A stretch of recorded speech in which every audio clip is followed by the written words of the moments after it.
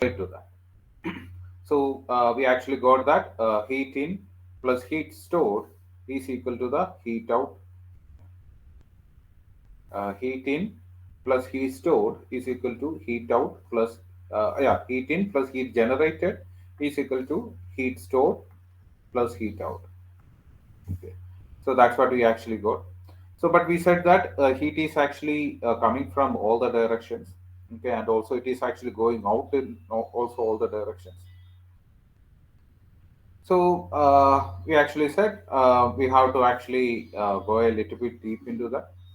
So we actually reduce that equation, and what we actually got is and also we actually return a heat flux at a q x x plus delta x as well as y plus delta y and z plus delta z in terms of x, y, and z. Okay, so that we actually got from Taylor series expansion, and based on that we actually proceed further. So here we can actually see that the difference in the heat flux. Okay, so net a difference in the net heat in, because we are actually talking about the Qx minus the Qx plus delta x. Qx is actually the heat in, and Qx plus delta x is actually the heat out. Okay, so therefore we can actually see that the net heat flux in we actually wrote it in terms of temperature. Okay, so we have actually written it in each and every way, and we actually uh, reduce the number of terms, and also we could actually see that the volume is actually can be actually be cut from or it can be actually cancelled off from all the terms. So therefore we can actually see that the final equation is actually going to be del dot k del t plus heat generated is equal to rho cp dou t by dou t. Okay, 1 minute.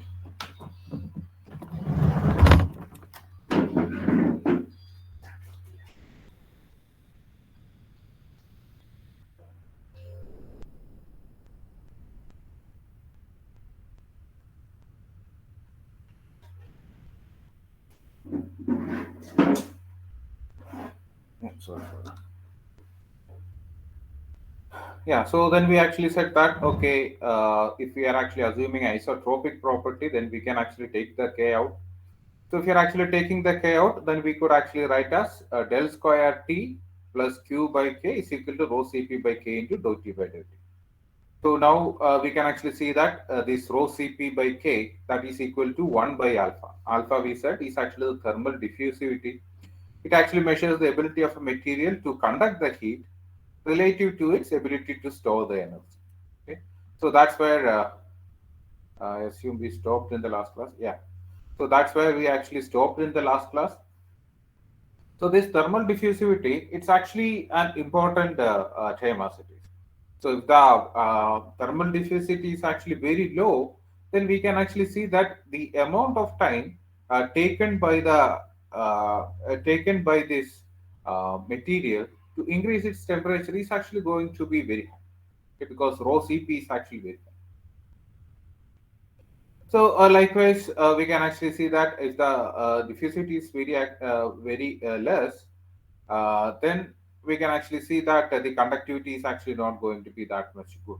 So it is actually the everywhere it is actually going to be have a same temperatures. Okay. So likewise, the thermal diffusivity is actually an important term in that sense. So that's where we actually stopped in the last class.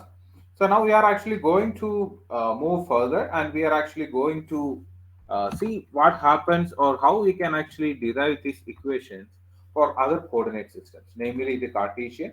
That means cylindrical. The Cartesian we actually saw. Now we are actually going to see the cylindrical as well as the spherical coordinate system. Okay. So any doubts still here?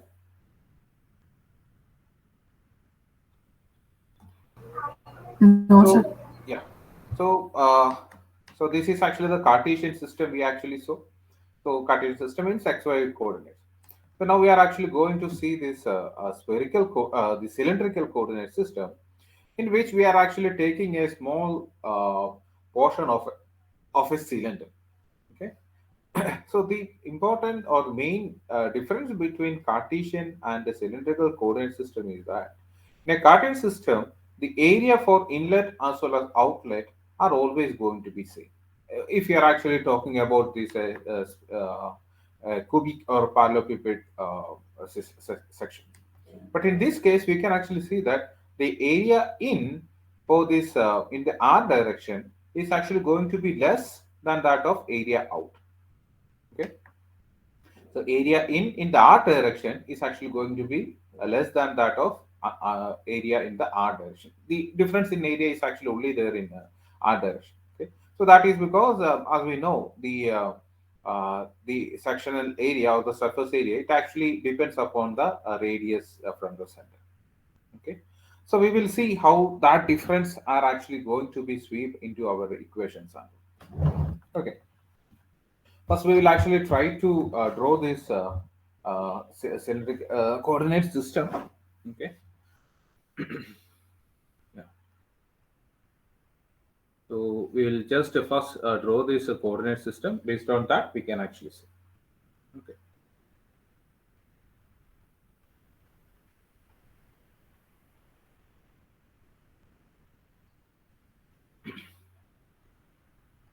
Okay. So here we are actually drawing two radius. So we are actually just taking a small section of the cylinder. That's what we are actually doing. Okay. Uh,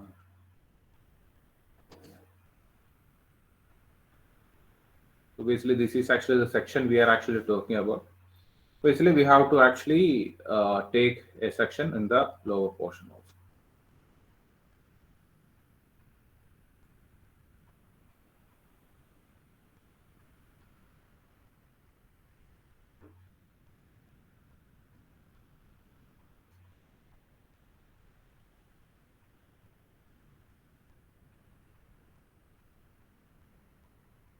My drawing is not that good.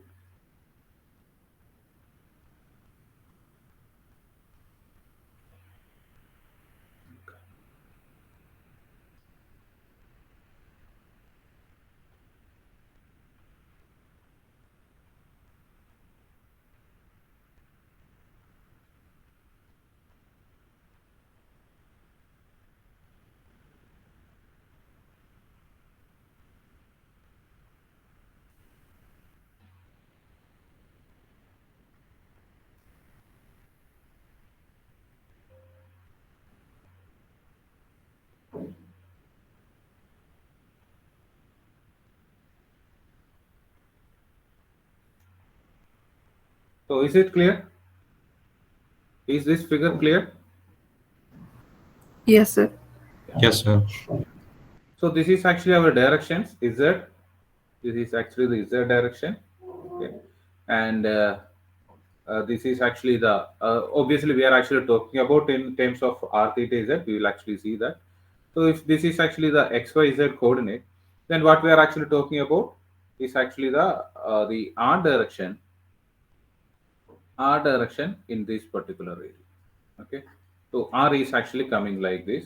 Okay, from the center towards the outside, and the angle it is actually making with the y direction, that is actually the theta.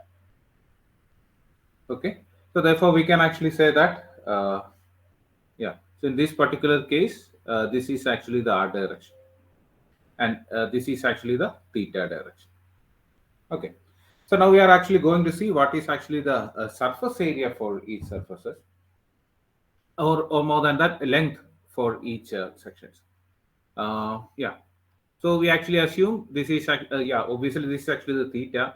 So we actually assume this small area or small section is actually going to be d theta. So therefore, what is actually the length for this arc? Okay, what is actually the length for this arc? We are actually assuming this is at a radius r. So what is actually the length for this arc?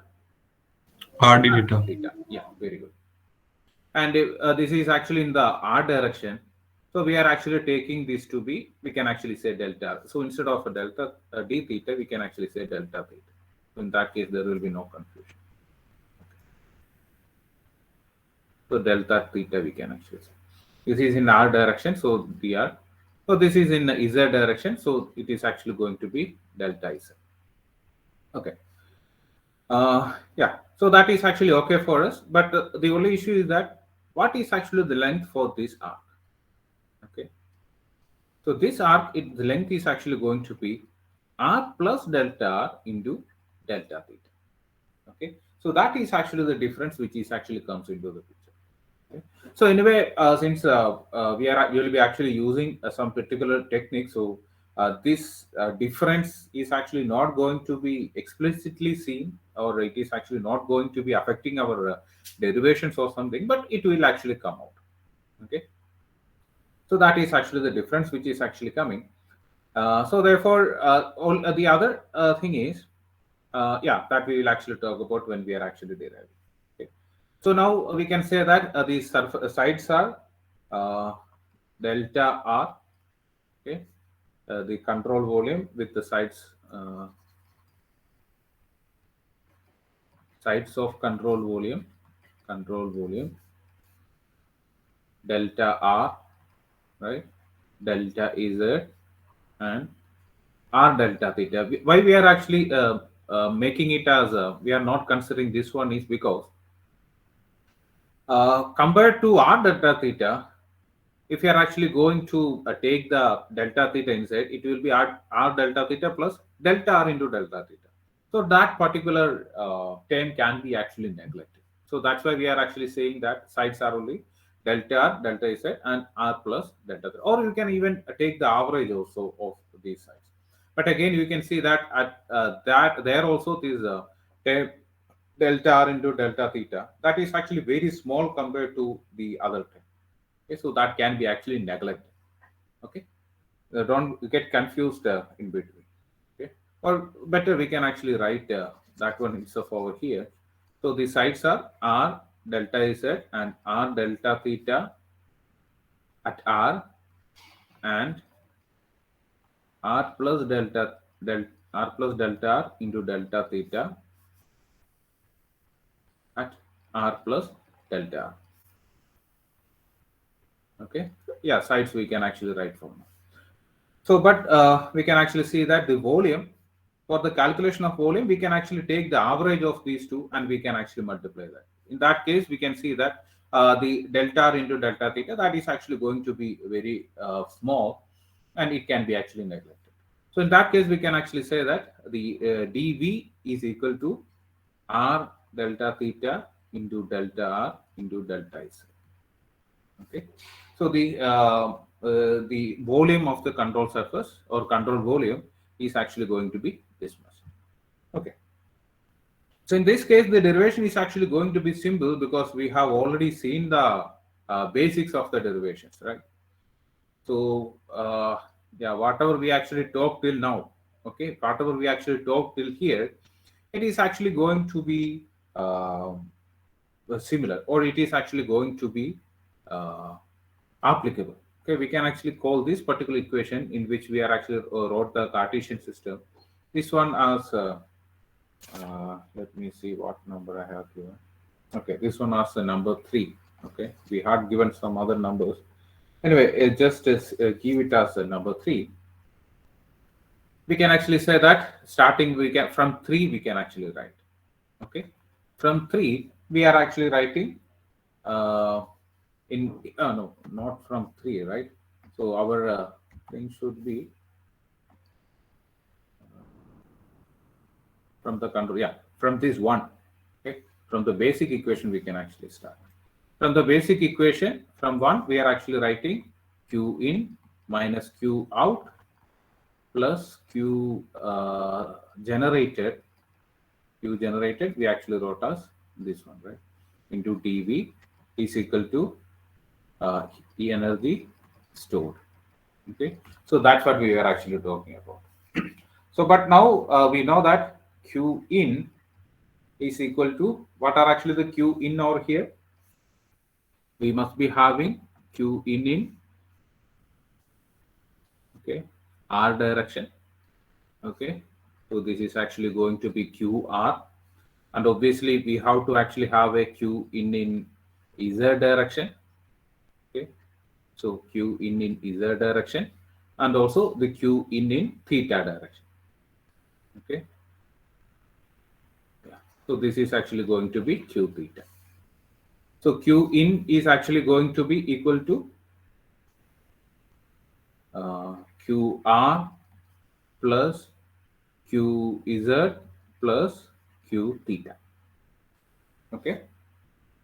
Can anyone say this size is actually okay, or should I actually write a bit bigger? No, sir, it's This fine. is fine, sir. Yeah.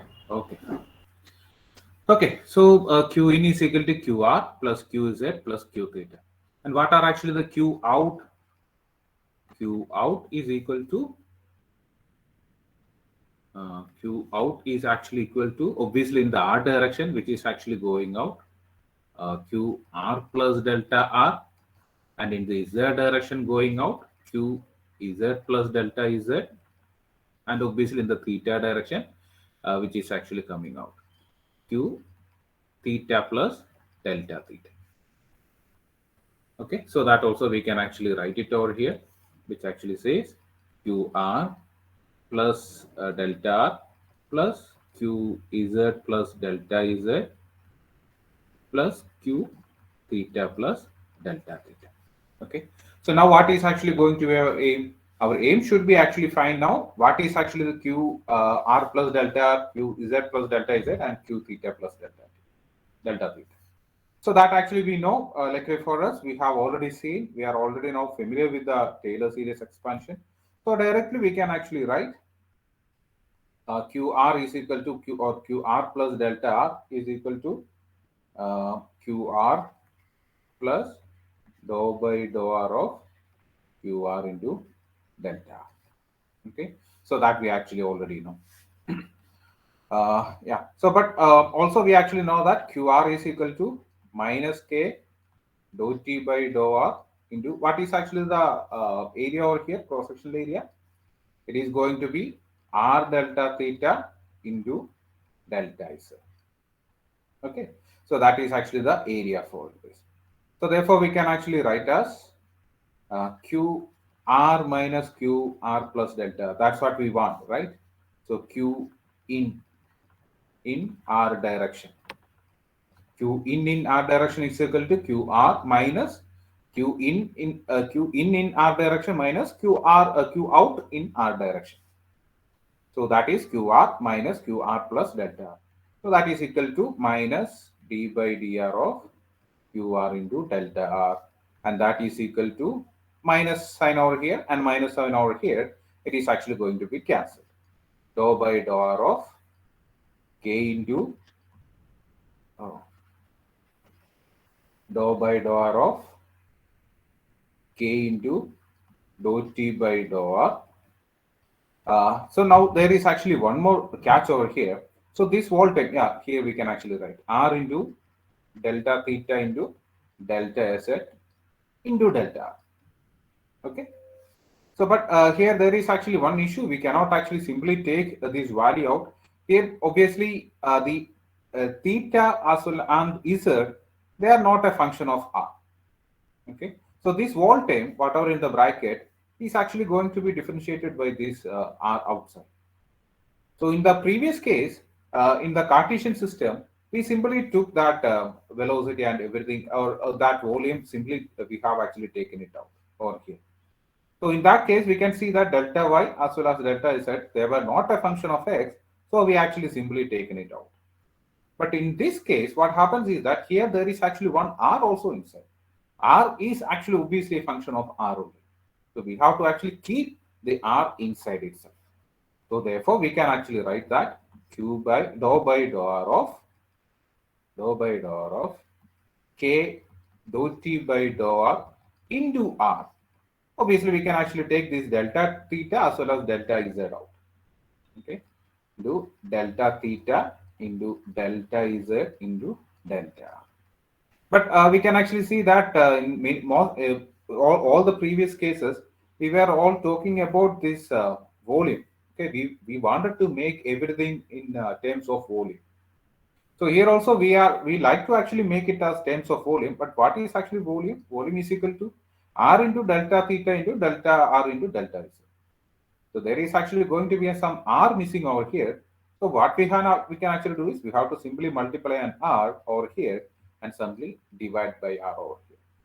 So basically this term is actually outside the reach of this derivative. So we don't have to worry about that. So we are just multiplying and dividing by r. So in that case, we can actually write it as r into delta theta into delta z into delta r. So therefore, we can actually write 1 by r dou by dou r k into dou t by dou r into r into d. Okay, so that is actually the q in r direction. So similarly, we have to actually now write for q in we can actually say theta direction. Okay, in theta direction.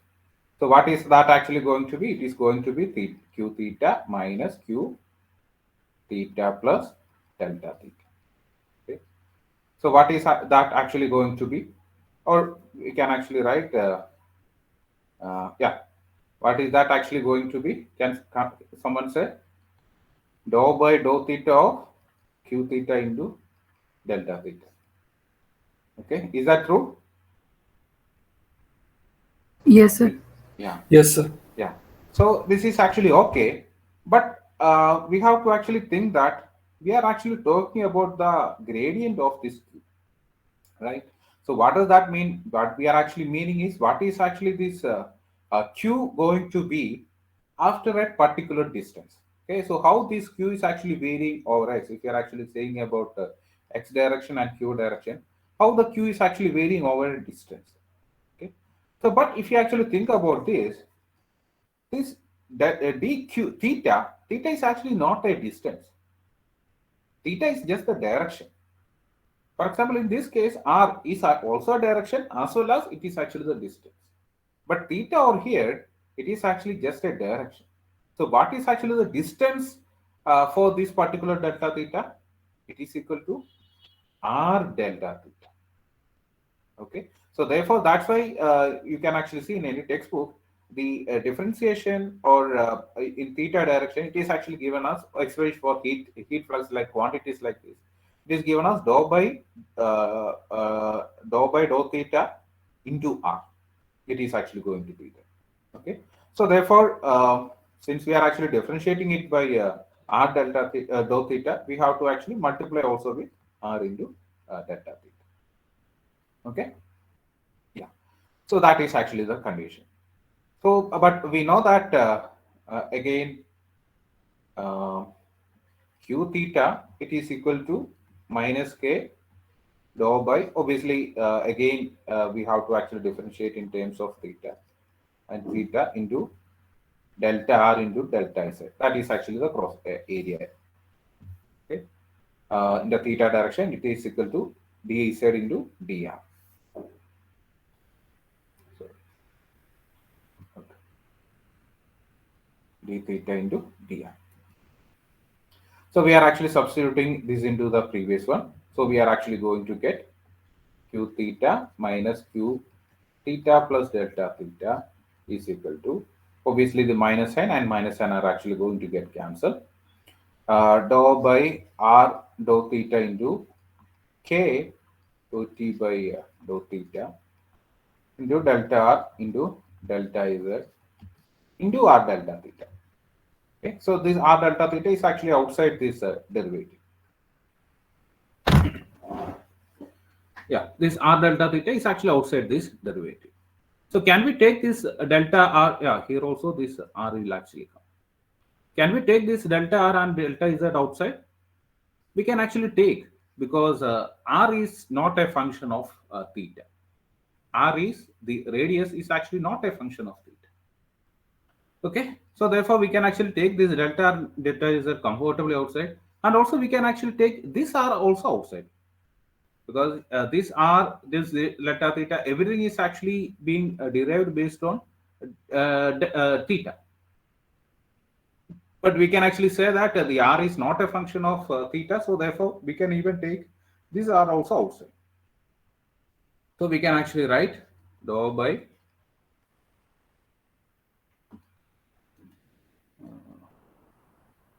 dou by r square dou theta into k into dou t by dou theta into r delta theta delta r into delta z, that is equal to dV.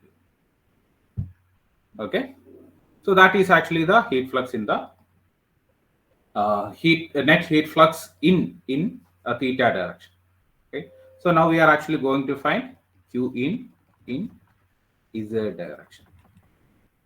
Okay, q in z direction.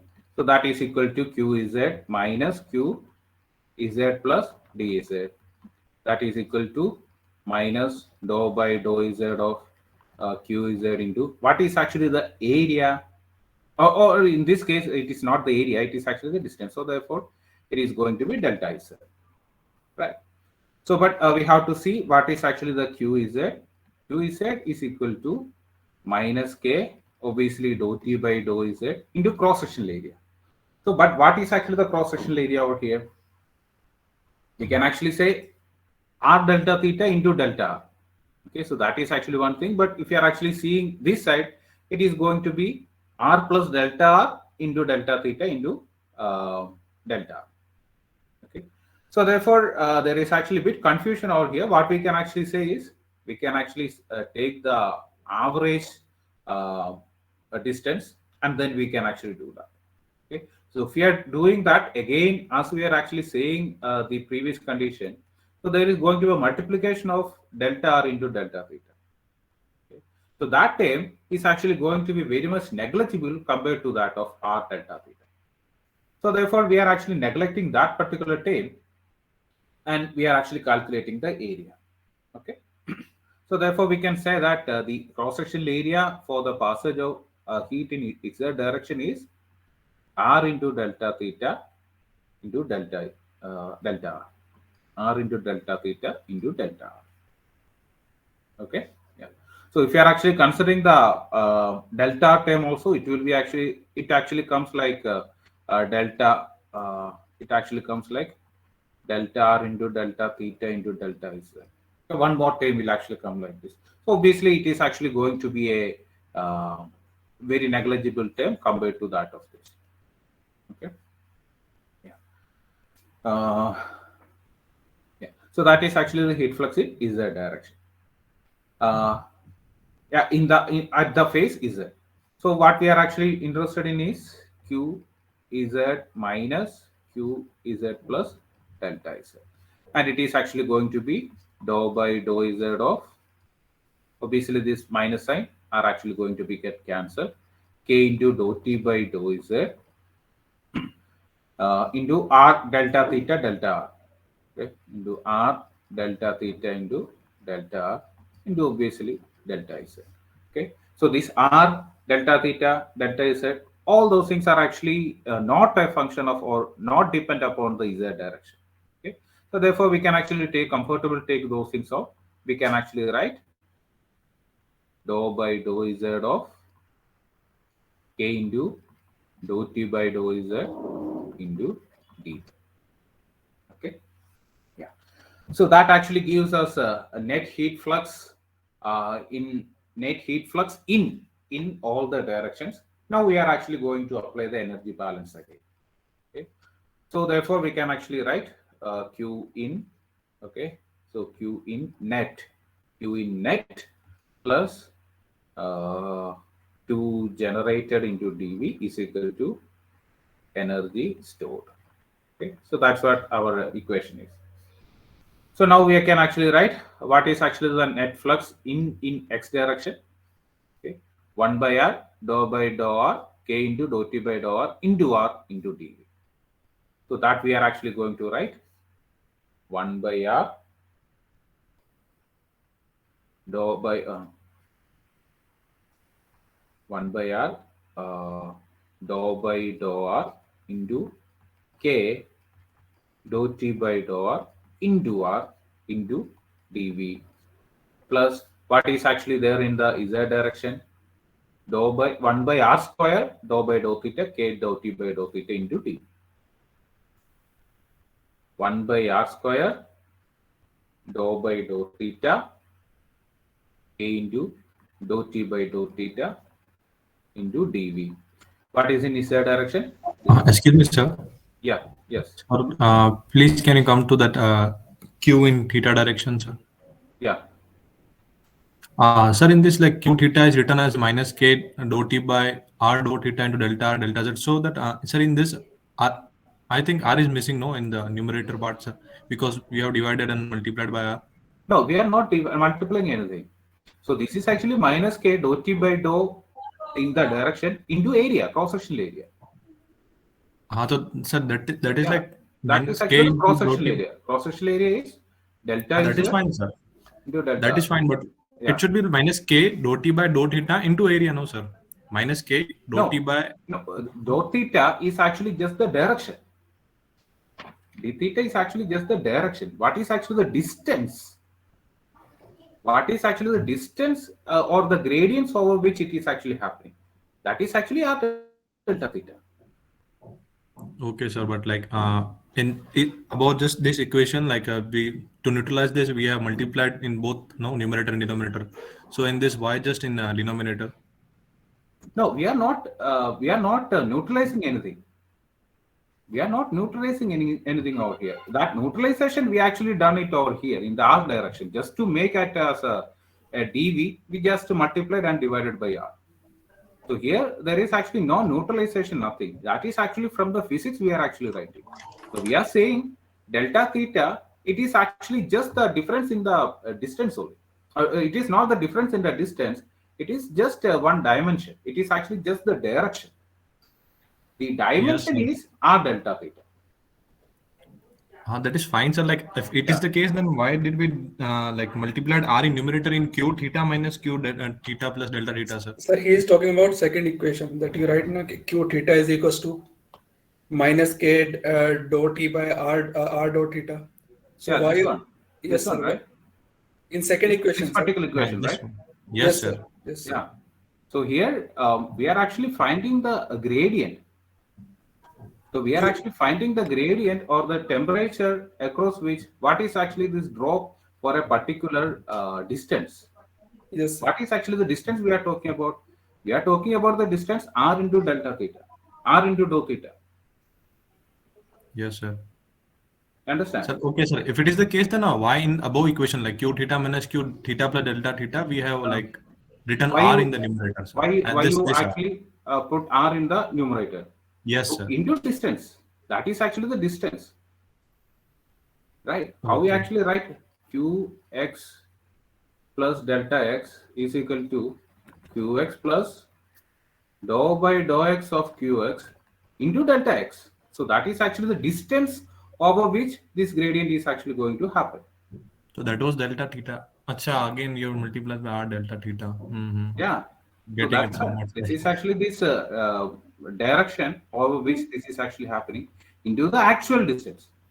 So this is actually what Perfect, sir. happens over a very small area or a very small length, infinitesimal length into whatever the dimensions we actually require. And this is actually the variation whatever happening in the infinitesimal length into whatever the distance we actually require. Okay, Okay, sir. Thank is you. that clear? Yes, sir. Is it clear for everyone? Anyone else having some doubts? Clear, sir. Yeah. Okay. Let's just wrap this, otherwise it will be confusing if you have to looking video. Okay. Yeah. Yeah. So it actually comes like this, and now in the z direction, it is going to be dou by dou z of k into dou t by dou z into dv. Okay, plus q generation into dv is equal to, we actually saw rho cp dou t by dou t. Okay, yeah. So in this case, if you are actually writing like this, we are actually assuming that it is actually an incompressible fluid. If it is a compressible fluid, then the density is also going to be varying with time. And if it is actually going to be a real gas, again the Cp is also a function of temperature, which is again varying with the time. So Cp is also going to be inside. Okay? So we actually assume that this is actually an incompressible fluid. or incompressible system. So since we are mainly talking about the solids and all, we can actually take that as assumption. Okay. So now obviously we can actually divide or cancel all the dV in the system. Okay, into dV also comes. Yeah. So dV, all the dVs comes into we have actually cancelled. Okay. So now we can see it is actually more or less same as that of the previous one. Okay. So therefore we can actually write this is in the form del dot K delta T plus Q generated is equal to rho Cp dou T by dou T. Okay, which is actually the vector form, which is actually going to be same as that of what we actually derived for the Cartesian system. Okay, yeah. So now we are actually going for one more simplification, which is actually the isotropic material. For isotropic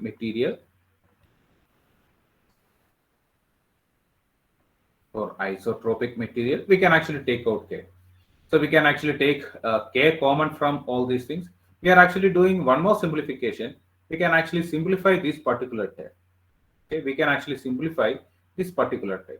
How we can actually simplify? We can actually differentiate it by parts. Okay, so this is like if you're actually taking K out, it is actually going to be multiplication of two terms, and we have to actually differentiate it two times separately. So that simplification also we are actually going to do. So in that case, we are actually getting, we are actually first, obviously we have taken K common. K is actually common everywhere. And first we are actually taking this R out. Okay, we can say R by R dou square T by dou X square. Okay, now we are actually taking this dou T by dou R out. Dou T by dou R into 1 by R is already there. 1 by R dou T by dou R into dou by dou R of R. Okay. Plus the other terms are as it is, R square dou by dou theta K into dou T by dou theta plus dou by dou Z of K dou T by dou Z plus Q generated is equal to rho Cp dou T by dou T. Okay, we can just simplify these terms. It is actually coming to be dou square T by obviously it is not X, it is actually R. Dou square T by dou R square plus 1 by R dou T by dou R plus 1 by R square dou by dou theta of K into dou T by dou theta plus dou by dou Z of dou T by dou Z. Yeah, pi K should be actually there. Plus Q by K is equal to 1 by alpha dou T by dou T. So that we can actually write as del square T plus Q by K is equal to 1 by alpha dou T by dou T. So again, same as that of whatever we actually given for the Cartesian system. Okay, so this is actually the basic derivation for the cylindrical coordinate system. Okay. We can actually write this as equation 8. Okay, so now we will actually number the equations. So is it from now on, this is actually the numbering system we will actually follow. I forgot to write the previous numbers. Okay. Anyway, from now onwards, we can actually give the proper number. So this is actually equation 9 we can actually write. Okay. Yeah. So any doubts in this? Hello, sir. Sir, could you just please repeat that Q in theta direction? Q in theta direction. Okay. Yes, sir.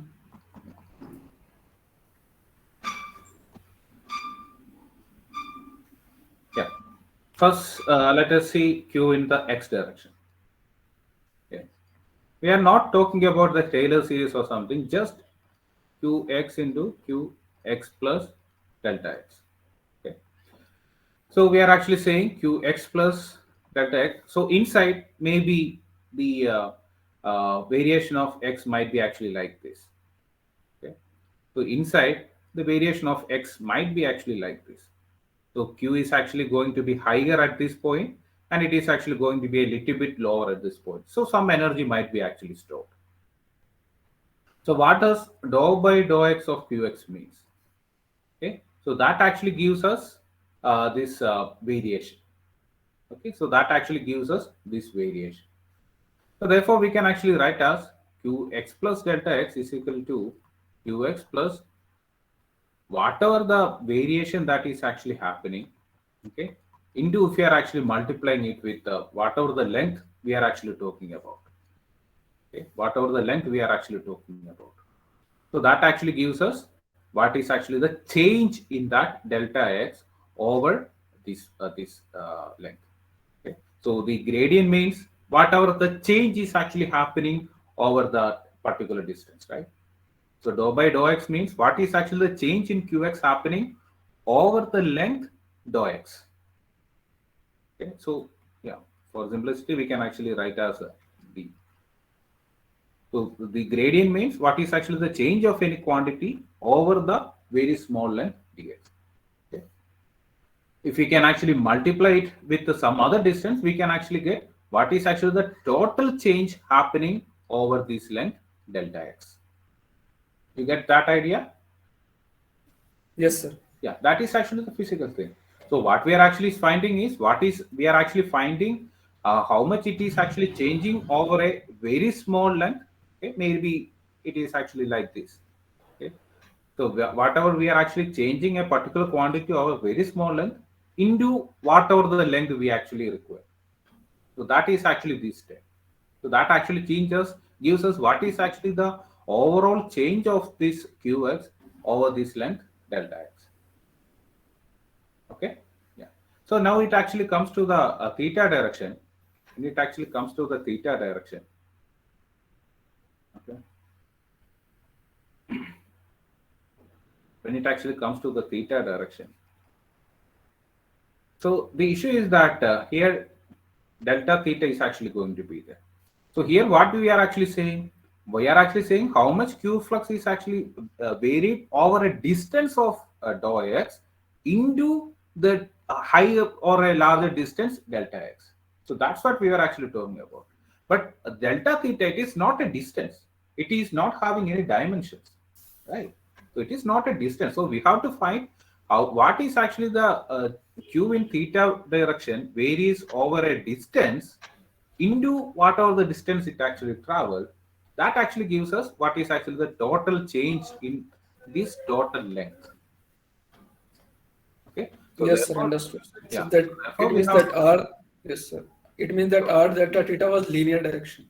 yeah, this is actually the we are actually going to make it a direction instead of simply we are actually going to make it as a distance, not simply direction. Okay. Yes, sir, distance. R Yes, into sir. dou Okay. theta into. So yeah, if we can actually simply take as r into delta theta, if you actually cancel this r, then also the dimensional it is actually okay. But I just wanted to give you guys the physics also. That's why I actually included this r. Okay, yeah. So yeah, so if you are actually taking like that, then it is actually going to. Okay. So but you might actually confuse this with the sine theta variations and all those things. Okay. So sine theta, the theta itself is actually not having any dimensions over there. So sine theta dou by dou theta means they are actually of same dimensions and it is actually going to be there. But since we are actually talking about some physical quantities and all, it is actually better to write together with these dimensions. Okay. Yes, sir. Yeah. Okay. Yeah. So that actually gives us this derivation for heat flux in u direction is yeah, cylindrical coordinate also we have actually seen now. So what is actually the next one which is actually pending? It is actually the heat flux in a, I'm sorry I didn't write the heading out here. Okay. Cylindrical system. Cylindrical coordinate system. Okay. So what is actually the next one? Next one we have to actually see spherical coordinate system. Spherical coordinate system. Okay. Yeah. So see, it actually takes up whatever I actually wrote. Yeah. Even though the handwriting is actually not that good, they actually found what is actually this. Yeah. There you go. Yeah. Anyway, the spherical coordinate system is actually what we are actually going to see. Yeah. Obviously, we can actually find. Yeah. First, we can actually. We are not going into detail. Okay. So this is actually the dimensional areas. So here you can actually see the areas calculations are actually going to be a bit more complicated than the cylindrical systems. So our sine theta d phi is actually, yeah. So here again you can see if you are actually based on the XYZ system, for cylindrical we had r theta as well as dz.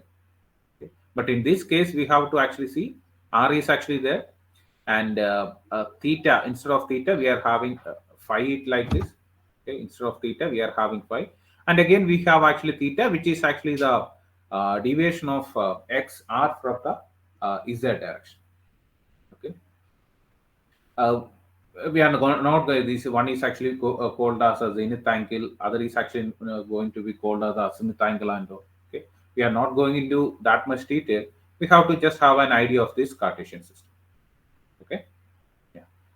So now, so in this particular case, the spherical case, again, we can actually go for find this area, because from this uh, control volume, we can actually find what is actually area and what is actually the distance, all those things.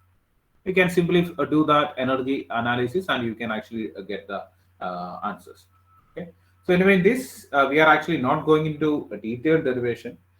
Yeah. So, but we will actually use a simple method for this. The spherical coordinate system, which is in the r phi theta. Okay. So where we can actually say, if we are talking about the z,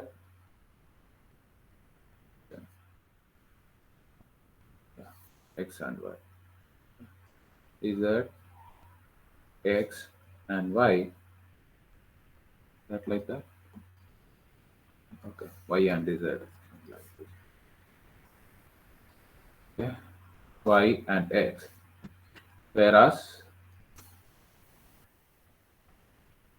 if this is actually r, okay, this is actually r, and this is actually the point r phi theta, r phi theta, where theta is actually this azimuth angle, okay, and phi is actually the angle made on the xy plane of the projection of the r. Okay. So here we are not going into detailed derivation. So, but what we are actually going to do is we are just using making using of the relation del dot k delta t plus q is equal to dou by 1 by rho cp dou t by dou t. Okay. We are directly going to use this relation because in any maths textbook we will actually get the del operator, del square, all those things for the spherical coordinate system is actually available. Okay, so we can directly use that one itself. So we can actually write del t is equal to unit vector in r direction into dou t by dou r plus unit vector in theta direction into 1 by r dou t by dou theta plus unit vector in phi direction. Okay, so just let me know if there is actually any mistakes or something. R sine theta dou t by dou phi.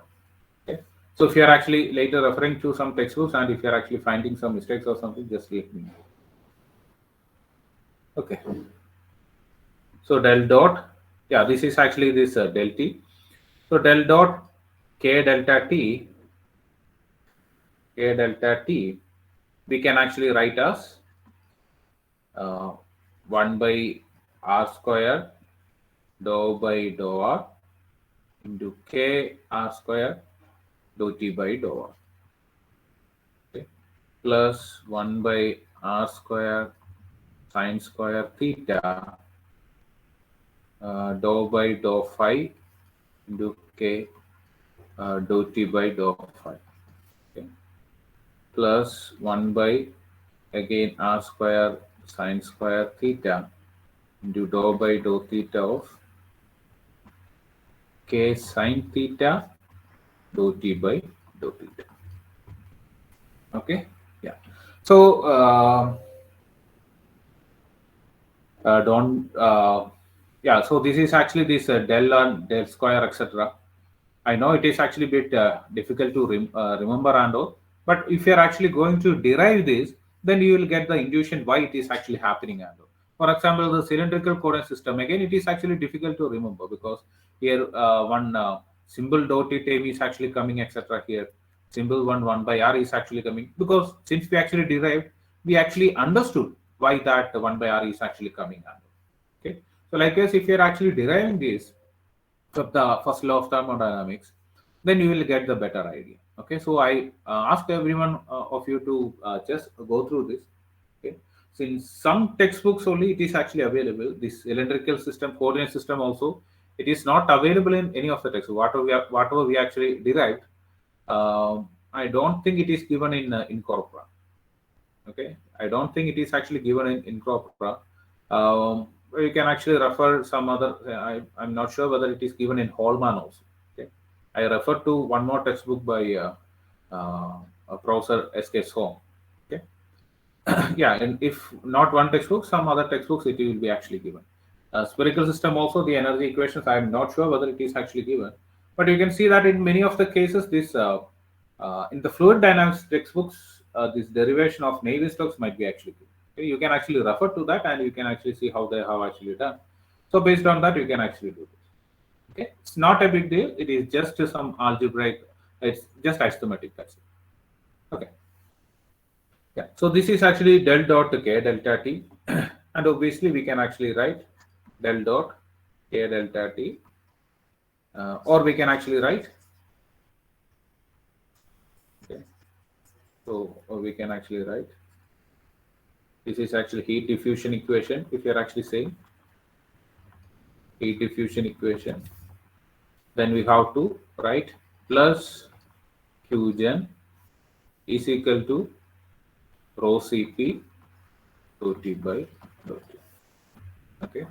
So this one we can actually write. It is actually the heat diffusion equation in the spherical coordinate system. Okay. So we are not. We will actually see this in a little bit detail, but as from an engineering point of view, there is actually not much we will actually see for the spherical coordinate system. Okay. We will see mainly from this cylindrical coordinate system as well as the Cartesian system. Okay. Yeah. So that is actually the energy transfer or energy diffusion equation that we can actually write from this spherical coordinate system. Okay, so any doubts till here? This calculation, the derivation of energy. Once you actually understand till here, it's actually going to be easy for further understanding. So any doubts till here? Sir, in the heat diffusion equation, there's one doubt. The first term, sir.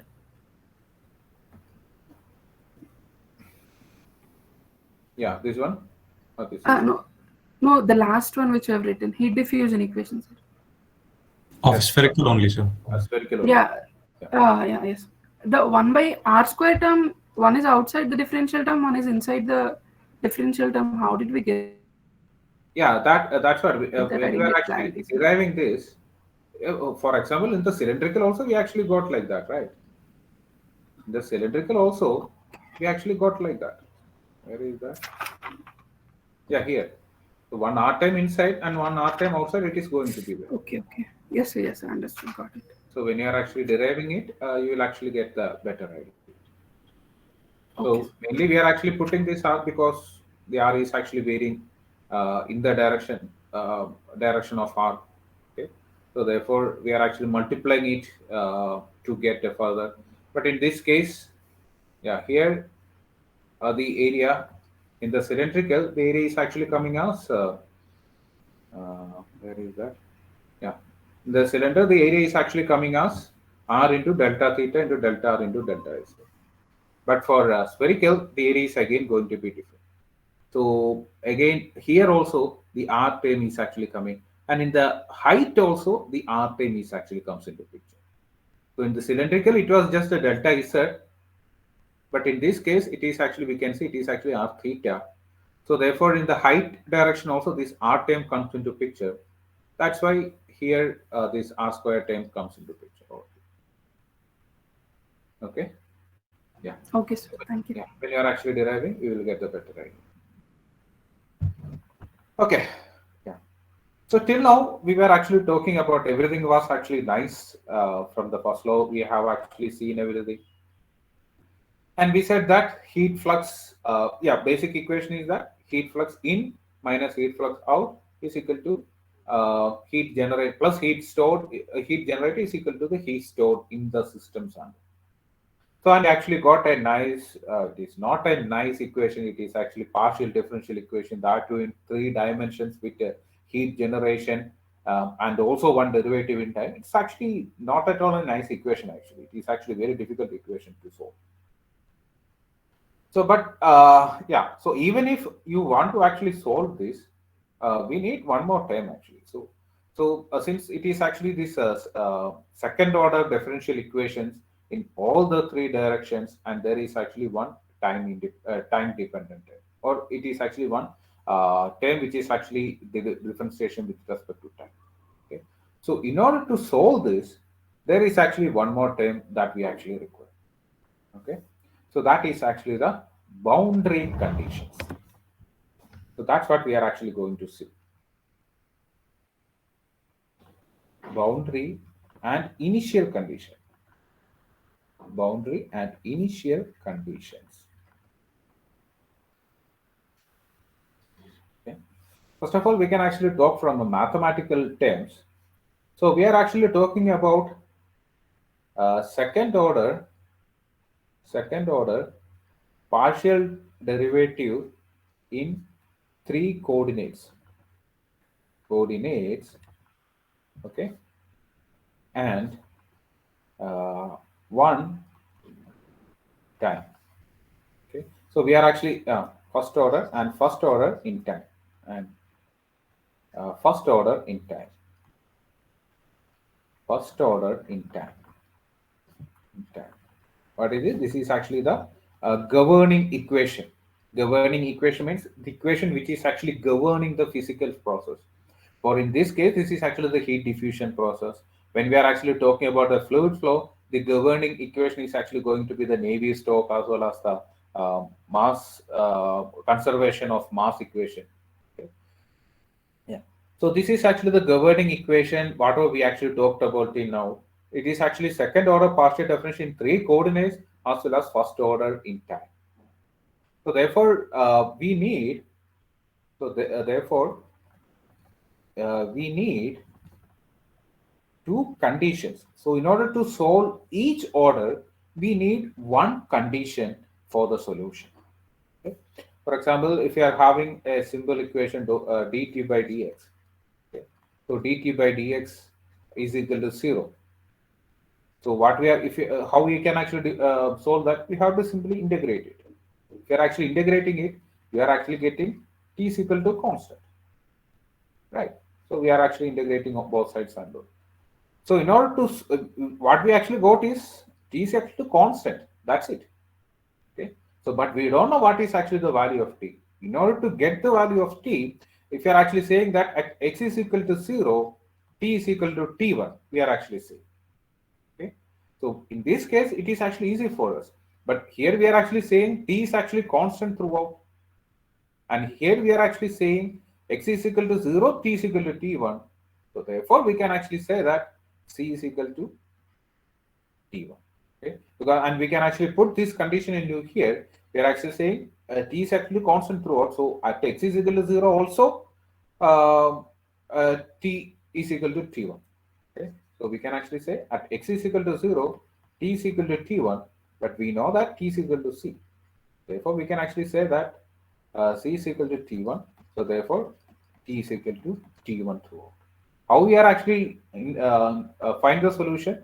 We actually found the solution by using this particular condition. If it is a second order, then what happens? D square t by dx square. So then whatever we are actually getting is the solution is going to be c1x plus c2. So there are actually now two unknowns. So in order to find the two unknowns, you need one more condition, which actually says that, I don't know, x is equal to L or x is equal to L by 2, t is equal to t2. You're actually putting this, then you will get two different equations, and you can actually solve for C1 and C2. Okay. So the number of conditions what we have to actually give is equivalent to the number of or the order of the system. Okay.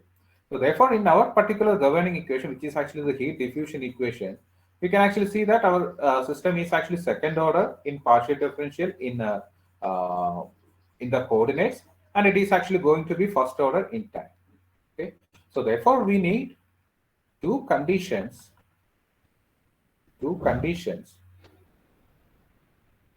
at all the spatial coordinate, two conditions at all the spatial coordinates.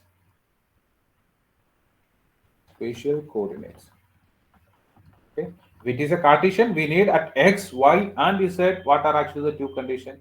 If it is actually a spherical, we need to see what is actually the condition in r theta phi, r theta z, r theta phi. If it is a cylindrical, we need to see r theta and z. What are actually the conditions? All those things we need to actually see.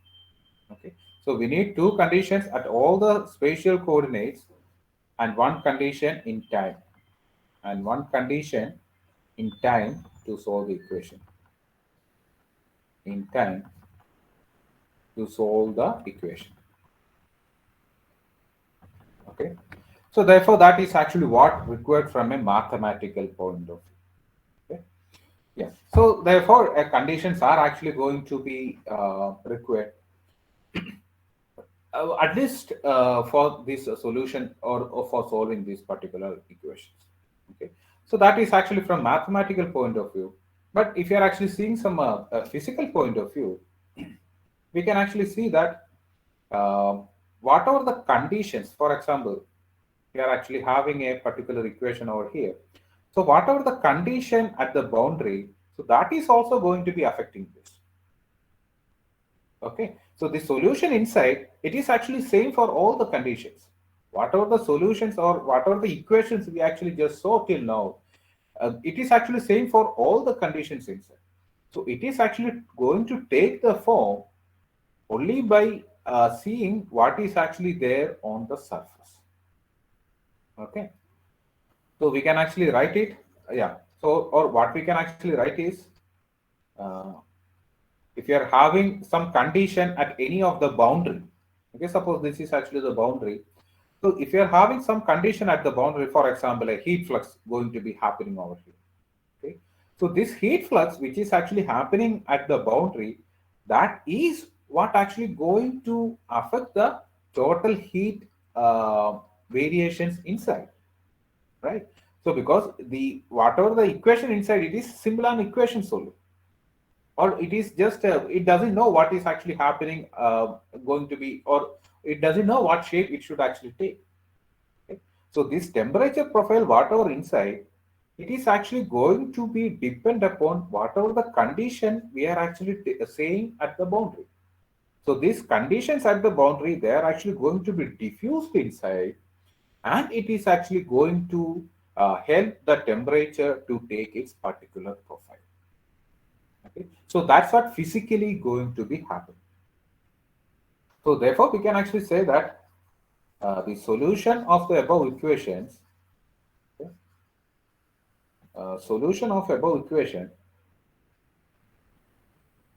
solution of above given equation, above given heat diffusion equation, heat diffusion equation obviously depends upon the physical conditions existing at the boundaries. Condition exists at the boundaries. BUNDRIS. Boundaries of the medium or the system, whatever it is, of the system, or we can actually write it as a medium also. Okay.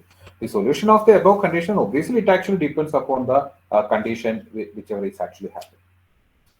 Okay, so what happens is that these condition which actually happens at the boundary, it is actually known as the boundary condition. Okay. So these boundary conditions, we can actually write as these boundary conditions are, in a sense, we can say that they are actually diffused into the medium. Okay, diffuse into the medium and influence the temperature distribution and influence the temperature distribution within. Temperature distribution. Okay. Yeah. So that is actually what these boundary conditions are. So in some textbooks also you can actually see that these governing equations, the governing equations are actually applicable only for the volume of the system. All the time we were actually saying that within the system the heat flux is actually coming in and the energy is actually conserved in the volume, etc. So what we can actually say is that whatever the equations what we actually talked about, it is actually applicable within this volume, and it is actually not applicable at the boundary on the control surface. It is actually not going to be applicable. That is actually what some textbooks are actually going to be said. So therefore we have to actually give some conditions at the surface also in order to get the full thing. Okay, so that is actually one more argument that we can actually say.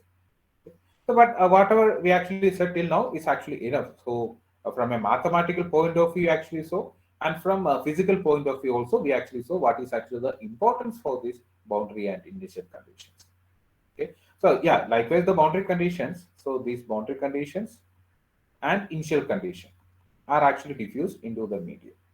So, this initial condition means what is actually the condition at the beginning of the time or beginning when it is actually going to be starting this particular change. Okay, so that is actually the initial condition. So that's what we are actually going to see now. So there are three types of boundary conditions.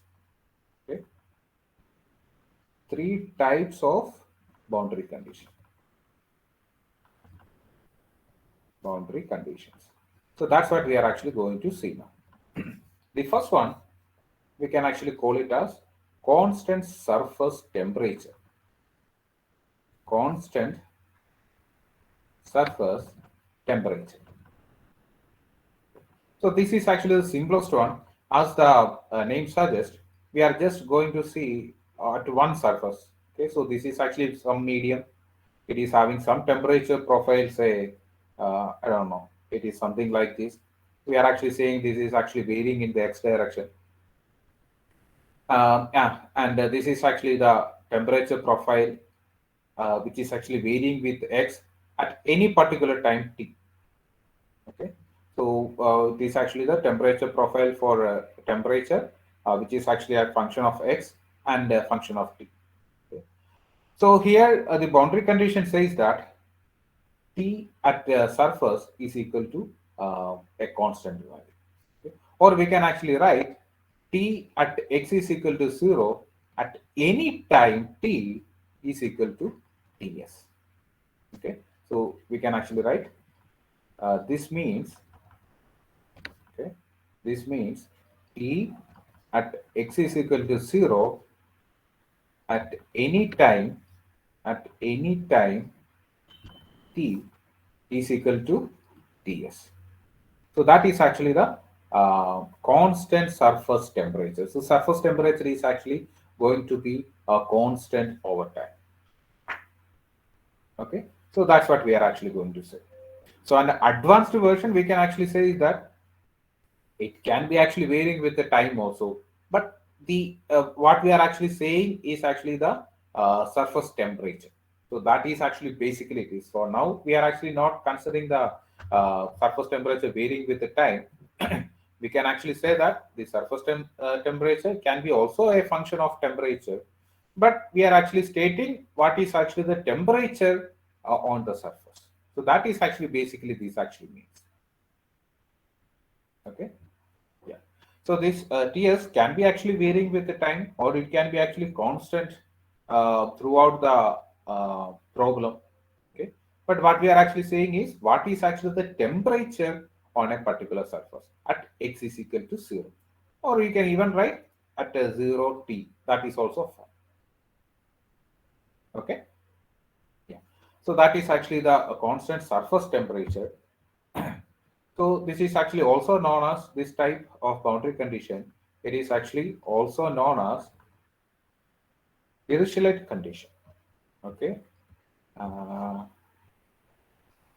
Dirichlet condition. Okay. Or boundary condition of first kind. So it is having some mathematical significance and all that we are actually not going into detail. So from that only we are getting this term boundary condition of first kind and all. Okay. So but it is also known as Dirichlet condition, in where we are actually stating the temperature directly at the surface itself. Okay. We can see it is actually the simplest of the boundary conditions. Okay. So directly, we can actually give the condition over here, and we can actually find whatever it is. Okay. So that is actually the example. If it is going to be, say, melting of ice. Okay. If it is a melting of ice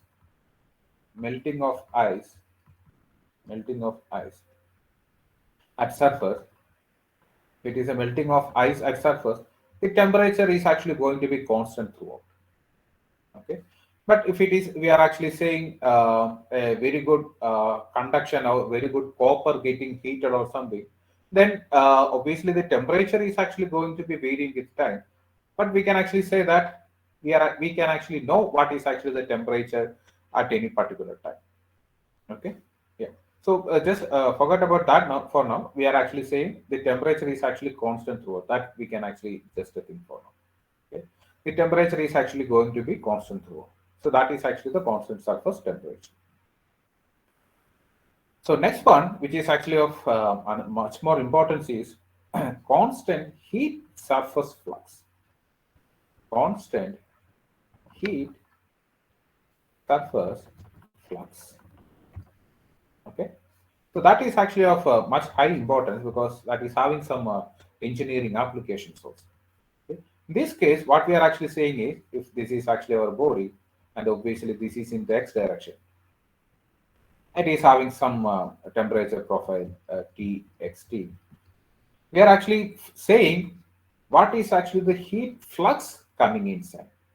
Okay. So in the particular case, we are actually saying what is actually the temperature at the surface itself. But here, in order to solve the problem, we are actually saying what is actually the heat flux that is actually going to get inside. Okay. So, but here heat is actually going to be inside, but inside we are actually trying to solve the temperature as it is. We know what is actually the value for this one. For example, if you are actually having some heated coil or something, you are actually putting some heated coil or something on the surface, and you are actually passing some voltage or passing some current through it, and you have actually measured the voltage, then you can actually know what is actually the heat. You know what is actually the heat divided by the area, surface area of this. You will actually get what is actually the heat flux we are actually supplying. Physically, we can actually measure what is actually the heat flux that we are actually supplying to the system. Okay.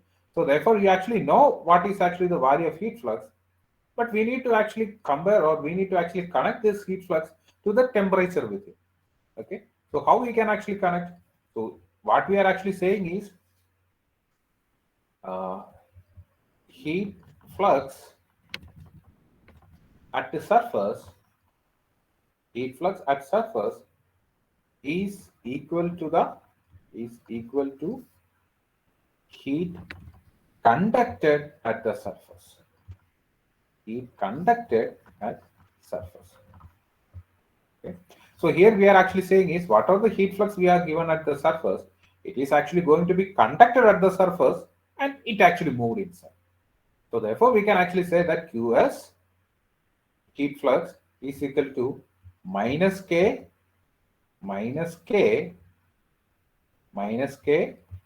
dou T by dou X at X is equal to 0. Okay, so we are actually saying that Qx or heat flux at the surface equal to minus K dou T by dou X. Minus K dou T by dou X, if you are simply saying, it can be actually anywhere. So therefore, we are particularly saying that minus K dou T by dou X at X is equal to 0. Okay? Because suppose for this particular case itself, okay, so this particular case itself, we can see that dt by dx is actually varying with x, because the slope is actually varying with x. So dt by dx is actually varying with x, and it is actually varying, or therefore it is actually having different value at different x. So we are particularly saying at x is equal to 0, what is actually the gradient of temperature that is actually going to give us the heat flux. We know this value, we know physically know what is actually this value, and therefore we can actually do the further calculations. Okay, so these things will be actually you will actually get the idea when you are actually seeing some examples.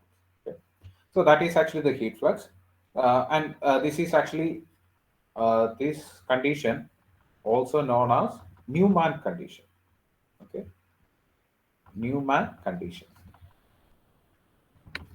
Newman condition, or boundary condition of first kind, second kind, boundary condition of second kind. Okay. So now there is actually the third one, which is actually a bit difficult, but it is actually the most probable one, which is actually the convection. Yeah, before that, we have some special cases for this one.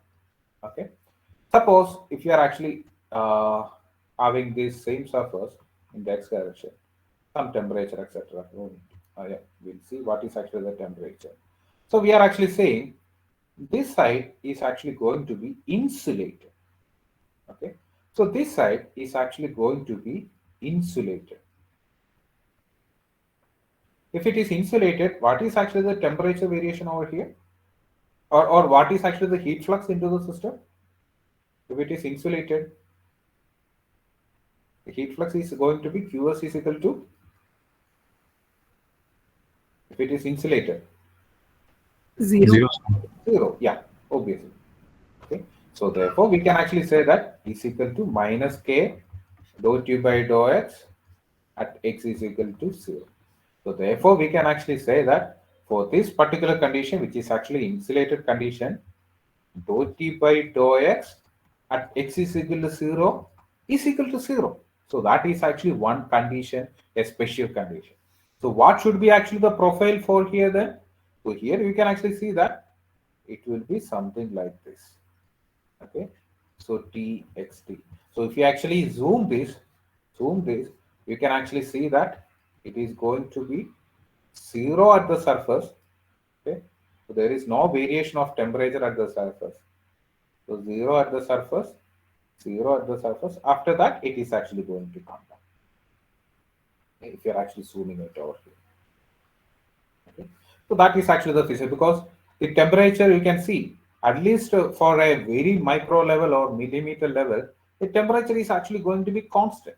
So dt by dx is equal to 0 at that particular point. Okay, so that is actually the special case for an insulated one. Okay. Yeah, here we can actually say special case in adiabatic condition. Adiabatic condition. So there is actually one more special case which can be actually used in the symmetry and all. So that we can actually see later. So when we are actually seeing a problem, or in the next section, we can actually see that. Okay. And the third type is actually the convection surface condition. Convection surface condition. Okay. Convection surface condition. So as the name suggests, we are having a convective heat transfer at the surface. So this is actually the x direction. It is having some temperature profile Tx, okay, xt. And the condition at the surface is such that we are having a flow of fluid. This fluid is having a convective heat transfer coefficient H as well as a temperature T infinity. Okay. Yeah. So this is what we are actually going to have. And how this is actually what we know. We know what is actually the heat transfer coefficient outside, and we know what is actually the T infinity temperature of the fluid outside. But nothing of on the surface we actually know. In previous two cases, we know what is actually surface temperature itself, and also we know in the second condition we know what is actually heat flux given to the surface. But in this case, we don't know. We know nothing of the surface. Only that we know the surface is actually transferring heat with the fluid, which is having a convective heat transfer or of H and the temperature T infinity. Okay, and so here what we are actually saying is obviously there is actually going to be convective heat transfer between these two. We are going to see the same principle as that we actually used in the convection or heat flux. Here we said that heat flux at the surface is equal to the heat conducted at the surface. So the same thing we are actually going to use it out here. Okay, heat convected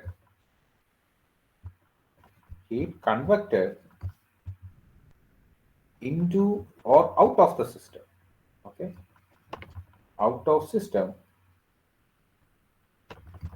It can be actually cooling. If the temperature of the surface is higher than that of T infinity, there is actually going to be heat conducted out of the system. The temperature is actually lower than that of the ambient temperature, there is actually going to be heat conducted into the system. Heat convected into or out of system is equal to heat conducted at surface is conducted at the surface in the same direction.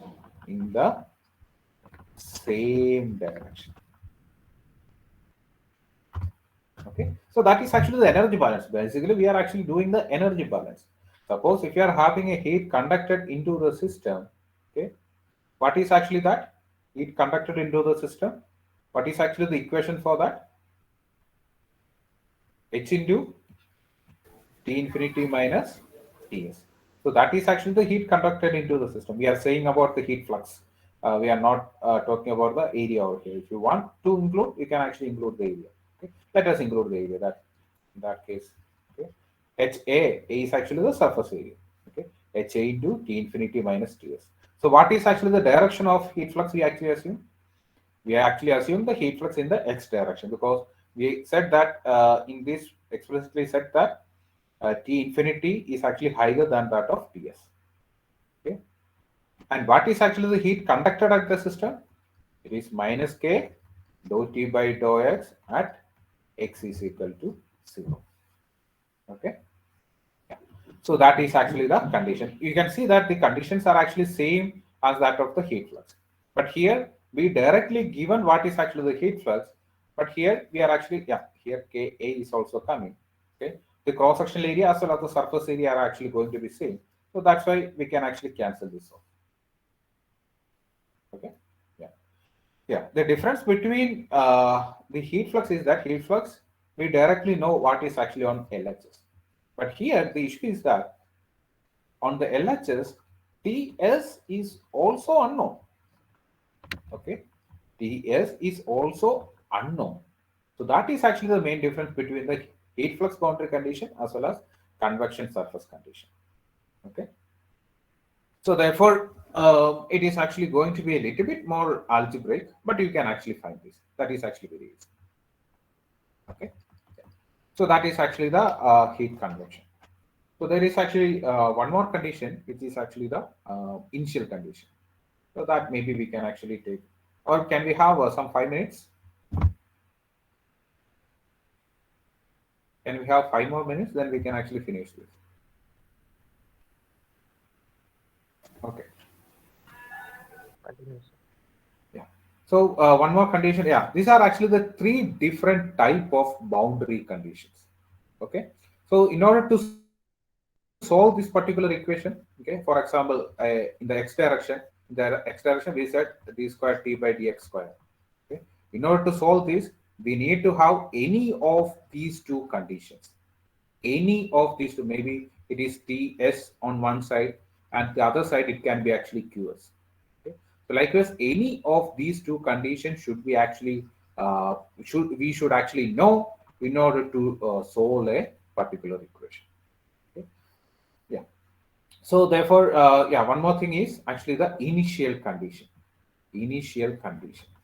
Okay, because it is actually a governing equation. It's actually first order in a time. So only one condition is actually going to be required. So this actually tells us that if this is actually going to be our system, it is not on a surface. Okay, it is not on a surface, but it is actually, we must actually say what is actually the condition anywhere on the surface at t is equal to 0. Okay, so here we can actually write dx0 is equal to di. So that is actually the condition we are talking about. At any x at time t is equal to 0 is equal to di. So this actually says that temperature at any location at time t is equal to 0 is di. Okay, it need not be actually constant. It can be actually a function of x also. That is also okay. But just assume for in this condition it is actually constant. For example, just for an example, we are actually saying we are having some a stone or something, okay, and we are actually going to dip it into a boiling water. We are actually going to dip it in a boiling water.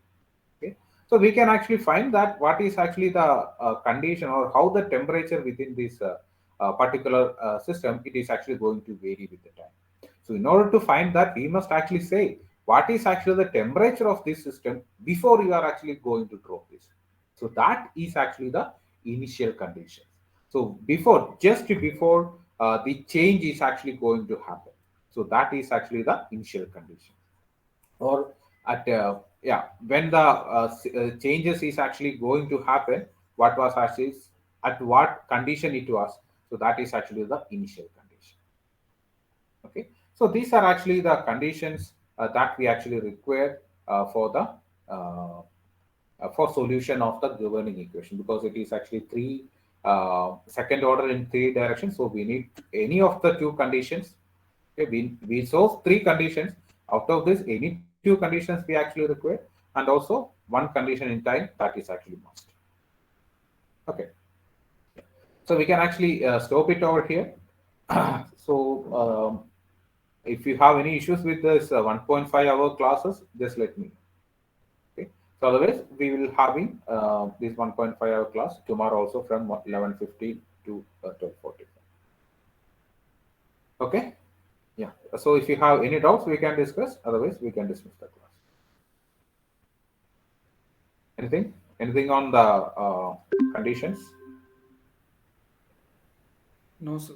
Okay. Then we can dismiss the class. Then have a nice day to all. Thank you, sir. Thank you, sir. Let me know if Thank you you, are sir. having any issues with this 1.5 hour classes. Just let me know. Yes, sir. Okay then. Bye.